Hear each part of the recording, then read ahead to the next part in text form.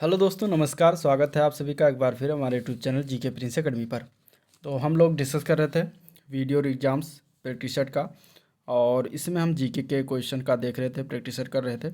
तो ये जो वीडियो होगा प्रैक्टिस सेट नंबर 30 होगा, 30वां प्रैक्टिस सेट है। इसके पहले 29 हो चुका है, और उनको देखना है तो आप लोग चैनल पेज पर जाइए, उसका प्लेलिस्ट बना दिया है, डिस्क्रिप्शन बॉक्स में दे दूँगा, आप लोग वहाँ से भी इसको देख सकते हैं। ठीक है, चलिए आज का वीडियो स्टार्ट करते हैं। और स्टार्ट करने से पहले वीडियो को पूरा देखना। इसमें टोटल 50 क्वेश्चन है, ज़्यादा समय नहीं है, बस 15 से 20 मिनट का समय में एक कंप्लीट हो जाएगा 50 क्वेश्चन को। तो चलिए स्टार्ट करते हैं इस वीडियो को। पहला क्वेश्चन अगर हम देखें इसमें तो दिया गया है, विश्व का सबसे बड़ा स्वतंत्र व्यापार समझौता RCEP यानी कि रिकैप जिसको कहते हैं, ये कब से प्रभावी हुआ ये बताना है। ठीक है, तो इसका आंसर हो जाएगा ए ऑप्शन, 1 जनवरी 2022 से प्रभावी हो गया है। आंसर इसका ए पार्ट हो जाएगा। ठीक है, RCEP का फुल फॉर्म है the regional comprehensive economic partnership, इसका फुल फॉर्म बनता है। और ये जो है आसियान के 10 सदस्य देशों, अर्थात उसमें कौन कौन से आते हैं 10 टोटल, तो ब्रुनेई है, Cambodia, Indonesia, Laos, Malaysia, Myanmar, Philippines और सिंगापुर, थाईलैंड, वियतनाम। तो इनके बीच एशिया प्रशांत क्षेत्र में एक प्रस्तावित मुक्त व्यापार ये समझौता है। और इसमें इसके अलावा 5 FTA देश आते हैं, जो कि उसमें है ऑस्ट्रेलिया, चीन, जापान, न्यूजीलैंड और दक्षिण कोरिया भी शामिल है। ठीक है, ये साइन हुआ था 15 नवंबर 2015 को, और जो है इफेक्टिव हुआ ये 1 जनवरी 2022 से प्रभावी हुआ। ठीक है, तो इस तरीके से इसमें ये चीज़ें हो जाएंगी। और अगर हम बात करें तो ये कहाँ पर जो है ये समझौता हुआ था, तो ये हनोई वियतनाम में वर्चुअल जो है समझौता हुआ था। ठीक है, तो इस तरीके से राइट आंसर इसका ए पार्ट करेक्ट हो जाएगा। अगला प्रश्न देखते हैं। अगला क्वेश्चन है price of the Modi years. ठीक है, दिया गया है price of the Modi years, जो कि एक बुक का नाम है। और इस बुक के लेखक कौन है, पुस्तक के लेखक कौन है, ये बताना है। तो इसका आंसर हो जाएगा बी पार्ट, आकार पटेल इसके लेखक हैं। ठीक है, नेक्स्ट क्वेश्चन देखते हैं। अगला क्वेश्चन में हमें सूची को मिलान करना है, और इसमें दिया गया है कैलाशनाथ, दिलवाड़ा, कंदरिया महादेव और लिंगराज, ये मंदिर के नाम है, और इधर स्थान का नाम दिया गया है। तो इसमें से हमें मिलान करना है। तो देखिए कैलाशनाथ मंदिर जो है ये कहाँ पर स्थित है, तो ये कांचीपुरम में स्थित है। कांचीपुरम कहाँ पर पड़ता है, तो तमिलनाडु में पड़ता है। दिलवाड़ा जो जैन मंदिर है दिलवाड़ा का, तो ये माउंट आबू शिखर पर है। ठीक है, राजस्थान में। और इसके अलावा अगर हम बात करें कनरिया महादेव मंदिर, तो खजुराहो में है। खजुराहो कहाँ पर है, मध्य प्रदेश में। ठीक है, और लिंगराज मंदिर भुवनेश्वर में है। भुवनेश्वर कहाँ पर है, तो उड़ीसा राज्य में भुवनेश्वर पड़ता है। तो इस तरीके से ये पहला इसका ऑप्शन सही हो जाएगा, जो कि मिलान में इस तरीके से दिया गया है। ठीक है, तो नेक्स्ट क्वेश्चन देखते हैं। अगला प्रश्न है, इनमें से कौन सा एक आदमी भारत में जो है नृत्य, नाटक, संगीत के विकास को प्रोत्साहन देने के लिए उत्तरदायी है। तो इनमें से वो है साहित्य अकादमी। आंसर इसका ये पार्ट करेक्ट हो जाएगा। अगला क्वेश्चन है, युगाद नववर्ष जो है पर्व किसका है। तो युगाद नववर्ष पर्व जो है ये दक्षिण भारतीयों का है। आंसर इसका ये पार्ट करेक्ट हो जाएगा। ठीक है, बुद्धवाद से मुख्य रूप से संबंधित है, इसमें से कौन सा जो है बौद्ध धर्म से संबंधित है, ये बताना है। तो देखिए इसमें स्तूप जो है ये बौद्ध धर्म से संबंधित, चैत्य और मठ ये तीनों जो है बुद्धवाद से संबंधित है। तो आंसर हो जाएगा उपरोक्त सभी, यानी कि डी ऑप्शन सही हो जाएगा। अगला प्रश्न बताना है, कबड्डी के खेल में एक पक्ष में खिलाड़ियों की संख्या कितनी होती है। तो कबड्डी के खेल में एक पक्ष में खिलाड़ियों की संख्या टोटल 7 होती है, 7 होती है। तो आंसर ए पार्ट करेक्ट हो जाएगा। अगला प्रश्न है, राष्ट्रीय खेल दिवस किस दिन मनाया जाता है। ठीक है, राष्ट्रीय खेल दिवस की अगर हम बात करें तो हर वर्ष 29 अगस्त को मनाते हैं। आंसर इसका बी ऑप्शन सही हो जाएगा। नेक्स्ट क्वेश्चन है, कुदऊ सिंह जो है किस वाद्य यंत्र से संबंधित है, या फिर कुदऊ सिंह कौन सा वाद्य यंत्र जो है बजाते हैं। तो इसका आंसर हो जाएगा पखावज। पखावज एक प्रकार का वाद्य यंत्र है जो कुदऊ सिंह बजाते हैं। ठीक है, नेक्स्ट क्वेश्चन, निम्नलिखित में से कौन सा भारत में पर्यावरण आंदोलन से संबंधित नहीं है। तो इनमें से सुंदरलाल बहुगुणा जो है ये संबंधित हैं, चिपको आंदोलन से संबंधित है। सलीम अली एक पक्षी वैज्ञानिक थे। ठीक है, वर्गीज कुरियन जो है इन्होंने श्वेत क्रांति यानी दुग्ध क्रांति जो है इनके द्वारा इन्हें कहा जाता है। ठीक है, और स्वामीनाथन ने हरित क्रांति की अगर हम बात करें तो ये जन्मदाता हैं। और इस तरीके से स्वामीनाथन की अगर हम बात करें तो ये जो है पर्यावरण आंदोलन से संबंधित नहीं है। ठीक है, बेसिकली इसमें वर्गीज कुरियन भी सम्मिलित नहीं है, लेकिन अगर देखा जाएगा तो इसमें वर्गीज कुरियन जो है श्वेत क्रांति यानी दुग्ध उत्पादन से संबंधित है। तो इस तरीके से आंसर इसमें डी बी ऑप्शन दिया गया है। आंसर इसका करेक्ट, सॉरी इसमें आंसर की बात करेंगे तो आंसर इसका हो जाएगा डी ऑप्शन। ठीक है, वर्गीज कुरियन जो है ये पर्यावरण से संबंधित नहीं है, बाकी इनमें से सभी हैं। ठीक है, स्वामीनाथन जो है हरित क्रांति से संबंधित है, याद रखिएगा। नेक्स्ट क्वेश्चन, अगला प्रश्न है, अपनी सुरीली आवाज़ से देश विदेश पर दशकों तक राज करने वाली सुर साम्राज्ञी लता मंगेशकर का 92 वर्ष की आयु में जो है मुंबई के एक अस्पताल में निधन हो गया, और कब निधन हुआ ये बताना है। तो इनका निधन जो हुआ है वो 6 फरवरी 2022 को हुआ है। इंपॉर्टेंट क्वेश्चन है, याद रखिएगा, 6 फरवरी 2022। नेक्स्ट क्वेश्चन, भारत में पहले ओपन रॉक म्यूजियम का उद्घाटन जनवरी 2022 को कहाँ किया गया है? तो ये किया गया है हैदराबाद, तेलंगाना में। आंसर ए पार्ट करेक्ट हो जाएगा। ठीक है, next question, Australian open tennis 2022 के पुरुष एकल विजेता कौन है? तो इसका आंसर हो जाएगा ए पार्ट, राफेल नडाल। ठीक है, लेकिन 2023 भी याद रखिएगा, 2023 का भी हो चुका है। 2023 के पुरुष एकल विजेता की अगर हम बात करें तो उनका नाम है नोवाक जोकोविच। क्या नाम है? नोवाक जोकोविच। नोवाक जोकोविच जो है 2023 के विजेता हैं, और ये जो है सर्बिया देश के हैं। ठीक है, और महिला सिंगल महिला की बात करेंगे तो वो जीता गया है आर्यना सबालेंका। आर्यना सबालेंका ने जीता है, ये बेलारूस की हैं। ठीक है, ये बेलारूस की, इनका ये पहला खिताब है ऑस्ट्रेलियन ओपन का, आर्यना सबालेंका का, तो याद रखिएगा। अगला प्रश्न, लुहरी जल विद्युत योजना जो है किस राज्य में स्थित है? लुहरी जल विद्युत परियोजना, तो लुहरी जल विद्युत परियोजना जो है हिमाचल प्रदेश राज्य में स्थित है। आंसर इसका ए ऑप्शन सही हो जाएगा। ठीक है, नेक्स्ट क्वेश्चन देखते हैं। अगला प्रश्न है, इनमें से कौन सा सही सुमेलित नहीं है? समान पक्षी विहार उत्तर प्रदेश, लाख बहुसी पक्षी विहार उत्तर प्रदेश, सांडी पक्षी अभ्यारण्य बिहार, मोरोरी लद्दाख। तो इसमें से अगर देखा जाए तो गलत जो होगा वो सी ऑप्शन हो जाएगा, क्योंकि सांडी पक्षी विहार भी यूपी में ही है। ठीक है, तो आपका आंसर इसमें सी पार्ट हो जाएगा। समान पक्षी विहार की बात करेंगे तो ये मैनपुरी जिला में पड़ता है, याद रखिएगा ये जिले का नाम भी। ठीक है, लाख बहुसी पक्षी विहार जो है कन्नौज जिले में पड़ता है, और इसके अलावा सांडी पक्षी विहार जो है ये कहाँ पर पड़ता है? तो ये हरदोई जिला में पड़ता है। ठीक है, हरदोई जिला में, याद रखिएगा। ठीक है, नेक्स्ट क्वेश्चन, 20वां एशियाई खेल 2026 में जो होगा ये कहाँ पर संपन्न होगा, कहाँ पर होगा आयोजित, ये बताना है। तो जापान में होगा। आंसर ये पार्ट हो जाएगा।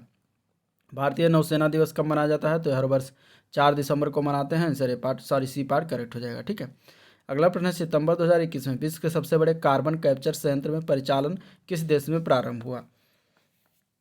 तो इसका आंसर हो जाएगा सी पार्ट, आइसलैंड में यह प्रारंभ हुआ है। देश का पहला आधुनिक डायनासोर फॉसिल्स पार्क कहाँ पर स्थापित किया गया है?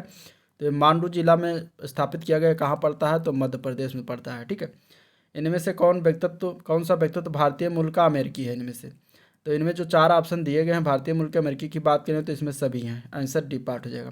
प्रणीत गुप्ता जो है ये व्हाइट हाउस में काम करते हैं अमेरिका के, और डॉक्टर राज अय्यर जो है अमेरिकी सेना में मुख्य सूचना अधिकारी के पद पर कार्यरत हैं। भव्यलाल की बात करें तो भव्यलाल जो है नासा में एक्टिंग चीफ ऑफ स्टाफ नियुक्त की गई हैं। ठीक है, नासा जो है स्पेस एजेंसी है अमेरिका की, जैसे अपने यहाँ की भारत की क्या है, इसरो है। अगला प्रश्न, डेजर्ट नाइट 2021 किन देशों का वायुसेना अभ्यास था? डेजर्ट नाइट 21 जो है ये अगर हम बात करें तो ये भारत और फ्रांस का जो है संयुक्त वायुसेना अभ्यास है। आंसर इसका ए पार्ट करेक्ट हो जाएगा। प्रोफेसर ओम पांडे को उत्तर प्रदेश संस्कृत संस्थान पुरस्कार 2020 का कौन सा सर्वोच्च पुरस्कार प्राप्त हुआ है? तो इन्हें जो है प्रदान किया गया है विश्व भारती पुरस्कार। आंसर ए पार्ट हो जाएगा। विश्व भारती पुरस्कार 2022 की अगर हम बात करें तो वो किसे प्रदान किया गया है? तो उनका नाम है प्रोफेसर हरिदत्त शर्मा। प्रोफेसर हरिदत्त शर्मा नाम है, जो कि इन्हें 2022 का जो है विश्व भारती सम्मान दिया गया है। ठीक है, तो ये भी याद रखिएगा। नेक्स्ट क्वेश्चन है, अस्मी क्या है? अस्मी की अगर हम बात करें तो अस्मी एक स्वदेशी पिस्तौल है। आंसर सी पार्ट हो जाएगा, स्वदेशी है, यानी कि ये डीआरडीओ के द्वारा विकसित किया गया है। ठीक है, और इस तरीके से आंसर इसका जो होगा जो सी पार्ट करेक्ट हो जाएगा। नेक्स्ट क्वेश्चन है, सावरेन गोल्ड बॉन्ड योजना 2021-22 किससे संबंधित है? तो सावरेन गोल्ड बॉन्ड योजना की अगर हम बात करेंगे तो ये जो है भारत सरकार से संबंधित है। आंसर बी पार्ट, ये भारत सरकार के द्वारा जारी किया जाता है। एरो इंडिया 2021 का 13वां संस्करण का आयोजन 3 से 5 फरवरी 2021 को ये कहाँ हुआ था ये बताना है। तो ये बेंगलुरु कर्नाटक में हुआ है। आंसर ए पार्ट करेक्ट हो जाएगा। संविधान के प्रावधानों के अंतर्गत पंचायत चुनाव कराने का निर्णय जो है किया जाता है किसके द्वारा? तो ये चुनाव जो होता है राज्य सरकार के द्वारा करवाया जाता है। आंसर बी पार्ट हो जाएगा। ठीक है, चौलर नृत्य जो है किस क्षेत्र से संबंधित है? तो चौलर नृत्य जो है मिर्जापुर सोनभद्र क्षेत्र से संबंधित है। आंसर बी पार्ट करेक्ट हो जाएगा। मलक्का जलडमरू मध्य जो है किनके बीच पाया जाता है? तो मलक्का जलडमरू मध्य जो है मलेशिया और इंडोनेशिया के मध्य मिलता है। करेक्ट आंसर इसका बी पार्ट हो जाएगा। ठीक है, नेक्स्ट क्वेश्चन देखते हैं। अगला प्रश्न निम्नांकित में से कथनों में से विचार करना है कि और बताना है कि चैत्य व विहार में क्या अंतर है। तो इनमें से अगर देखा जाए तो चैत्य जो होता है वो पूजा का स्थल होता है, जबकि विहार जो होता है उसको निवास स्थान को विहार कहते हैं। तो आंसर इसका क्या हो जाएगा? बी पार्ट करेक्ट हो जाएगा। ठीक है, अगला प्रश्न देखते हैं। व्यक्तिगत स्वतंत्रता के लिए निम्नलिखित में से कौन सी रिट याचिका दायर की जा सकती है? तो ये जो है उसका नाम है हैबियस कार्पस। आंसर इसका सी पार्ट करेक्ट हो जाएगा। भारत के संविधान में बजट को क्या कहा गया है? तो भारत के संविधान में बजट को वार्षिक बजट स्टेटमेंट कहा गया है। आंसर इसका ए पार्ट करेक्ट हो जाएगा। ठीक है, प्लानिंग एंड द पुअर पुस्तक के लेखक कौन है ये बताना है। तो प्लानिंग एंड द पुअर पुस्तक के लेखक की अगर हम बात करें तो ये आंसर हो जाएगा बी पार्ट। इनके लेखक का नाम है बी.एस. मिन्हास। ये बी.एस. मिन्हास के द्वारा लिखित पुस्तक का नाम है। मानचित्र व गोलों पर पाई जाने वाली प्रतिच्छेद रेखाओं को क्या कहते हैं? तो उनको हम कहते हैं भौगोलिक रेखा जाल। आंसर सी पार्ट करेक्ट हो जाएगा। ठीक है, नेक्स्ट क्वेश्चन। पोटवार पठार जो है निम्न में से किस देश में स्थित है? तो पोटवार पठार की अगर हम बात करें तो पाकिस्तान में स्थित है। आंसर डी पार्ट करेक्ट हो जाएगा। निम्न में से तबला वादक का जन्म जो है किस जन्म बनारस के कबीर चौरा में किसका हुआ था ये बताना है। तो कौन है जिनका जन्म है कि बनारस के कबीर चौरा में हुआ और वो तबला बजाते हैं? तो इसका आंसर हो जाएगा सी पार्ट, पंडित किशन महाराज। ठीक है, गुरु घासीदास राष्ट्रीय उद्यान और तमोर पिंगला वन्यजीव अभ्यारण्य किस राज्य में स्थित है? तो गुरु घासीदास तमोर और तमोर पिंगला वन्यजीव अभ्यारण्य ये दोनों जो है छत्तीसगढ़ राज्य में स्थित है। आंसर इसका सी पार्ट करेक्ट हो जाएगा। अगला प्रश्न है, निम्नलिखित में से किसने मिस इंडिया अर्थ 2021 का खिताब जीता है? तो यह जीता गया है रश्मि माधुरी के द्वारा 2021 वाला। और 2022 का जो खिताब है वो किसके द्वारा जीता गया है? तो वो नाम है वंशिका परिमार। ठीक है, वंशिका परिमार ने जो है 2022 का खिताब जीता हुआ है। वंशिका परिमार कहाँ की हैं? तो ये हिमाचल प्रदेश की हैं, ये भी याद रखिएगा। ठीक है, और तन्वी खरोटे जो है इन्होंने 2020 का जीता था। तो ये चीज़ें याद रखिएगा। अगला प्रश्न, IR-20 किस चीज़ के पैदावार देने वाली किस्म है इसमें से? तो किस चीज़ की पैदावार IR-20 की अगर हम बात करें तो एक इसका हाइब्रिड नाम है, तो ये चावल की पैदावार की किस्म है। तो आंसर बी पार्ट करेक्ट है। ठीक है, नेक्स्ट क्वेश्चन। अक्टूबर 2021 को किसे भारतीय क्रिकेट सीनियर टीम का मुख्य कोच नियुक्त किए जाने की घोषणा की गई है? तो उनका नाम है Rahul Dravid. Answer C part correct हो जाएगा। नेक्स्ट क्वेश्चन देखते हैं। आहार श्रृंखला में पादपों द्वारा प्रयुक्त सौर ऊर्जा कितना % होता है? तो जो सौर ऊर्जा प्रयुक्त किया जाता है आहार श्रृंखला पादपों के द्वारा तो वो 1% होता है। आंसर बी पार्ट करेक्ट हो जाएगा। वह वस्तुएं जो उपभोग अथवा निवेश के लिए निर्धारित की जाती है उन्हें क्या कहते हैं? तो उनको कहते हैं अंत वस्तुएं। आंसर बी पार्ट करेक्ट है। ठीक है, भारत में सिक्के जारी करने के लिए कौन प्राधिकृत है? तो सिक्के जारी करने का अधिकार जो है ये वित्त मंत्रालय के पास होता है। बी ऑप्शन इसका सही है। निम्नलिखित में से कौन एक गलत सुमेलन किया गया? अब इधर जो है राज्यों के नाम है, यहाँ पे लोक नृत्य, यहाँ पर राज्य लिखा होना चाहिए था, लोक नृत्य गलत लिखा है, और यहाँ पे लोक नृत्य लिखा होना चाहिए था। ठीक है, ये गलत छप गया है। अब केरल का लोक नृत्य इसमें है करगम दिया गया है, गुजरात का गरबा, उत्तर प्रदेश की नौटंकी, पश्चिम बंगाल का जटन।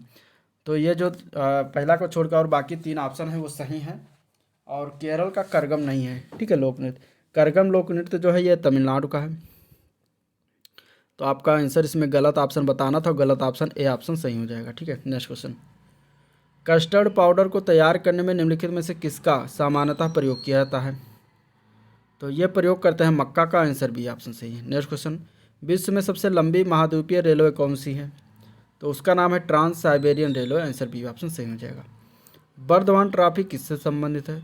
बर्धमान ट्रॉफी की अगर हम बात करें तो ये भारोत्तोलन से संबंधित है। आंसर सी ऑप्शन सही है। ठीक है, नेक्स्ट क्वेश्चन। हाल ही में किस देश ने नेपाल को एक समझौता ज्ञापन के तहत 800 करोड़ नेपाली रुपए की अनुदान सहायता प्रदान की है? तो ये सहायता दिया गया है भारत सरकार के द्वारा। आंसर इसका सी ऑप्शन सही हो जाएगा। ठीक है, प्रसिद्ध सितार वादक इनायत खान किस घराने के थे? तो ये थे इटावा घराने के। आंसर इसका बी पार्ट करेक्ट हो जाएगा। और ये सितार वादक थे, इनायत खान नाम है इनका, याद रखिएगा।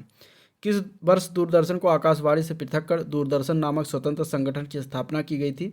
तो ये किया गया है 1976 में। आंसर इसका सी ऑप्शन सही हो जाएगा। ठीक है, नेक्स्ट क्वेश्चन, लास्ट क्वेश्चन इस वीडियो का।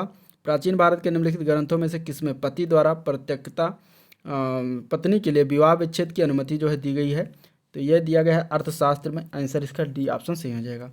तो ये था आज का ओवरऑल वीडियो जिसको हम लोगों ने देखा। वीडियो पसंद आया तो लाइक करिएगा, चैनल को सब्सक्राइब करना मत भूलिएगा, साथ ही साथ अपने दोस्तों में शेयर जरूर कर दीजिएगा। ठीक है, आज का वीडियो पर एंड करते हैं, मिलते हैं इसके नेक्स्ट प्रैक्टिस सेट में। तब तक के लिए थैंक यू, नमस्कार।